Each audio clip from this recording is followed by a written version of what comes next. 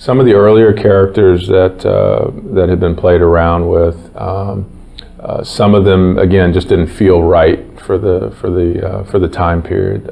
Some of them either felt overdressed or felt too fantasy. A lot of the concepts too got very detailed. There were lots of flowing things, and there was lots of hair, and there was lots of things that if we had to just model it, it probably would have been a little bit tougher to pull it off. There was one character I remember when I first saw it that had kind of almost kind of a tribal feel to it, a very kind of African feel to it, which I thought was pretty cool.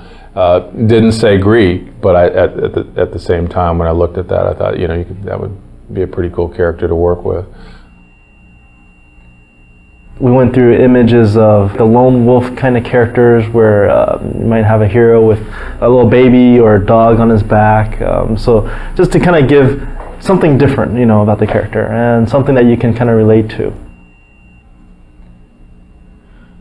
One of the original concepts behind the hero for God of War was to come up with a guy who was, his whole face was encased in a mask. And we thought that going with a mask would be, you know, being able to paint his face in broader strokes so that when you were playing the game, he still had a lot of personality and you could still sort of read that when you saw the mask. But when we actually got it in the game, it ended up feeling very soulless and it didn't feel like the guy had a personality.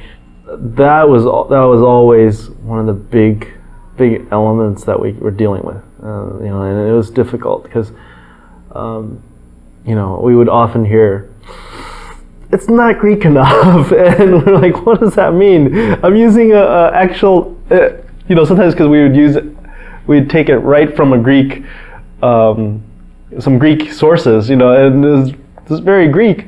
But I think what we really started seeing was, okay, no, it's not. It's not Greek enough according to what the general public knows, and that's kind of what we had to go towards. These are again very traditional. Some of these were very traditional kind of Greek images, and again, the more traditional it got, the more armor we put on him, the more he lost his individualism.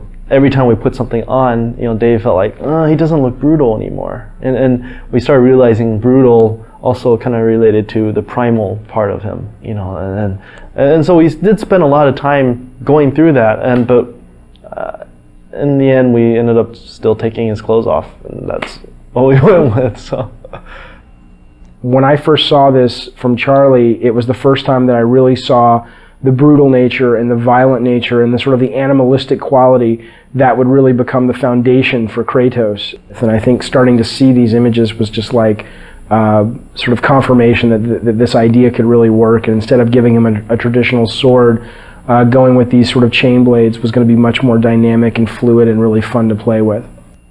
The main goal for the character in the game was always to create someone that looked really brutal and really nasty and really violent. Instead of sort of going down the traditional route of a iconic Greek hero with the plume helmet and the skirt and the toga and the sandals, we wanted someone who really made the player feel like he was being able to unleash his dark side. So the idea was always, how can we make him look more brutal? How can we make him look more violent and impulsive and nasty? And that desire always superseded sort of historical accuracy. So while you look at this guy and he may not totally feel at home in ancient Greece from a costume standpoint, I think he achieves the greater purpose, which is to give players a character that they can play who really does let them just go nuts and unleash the nasty fantasies they have in their head.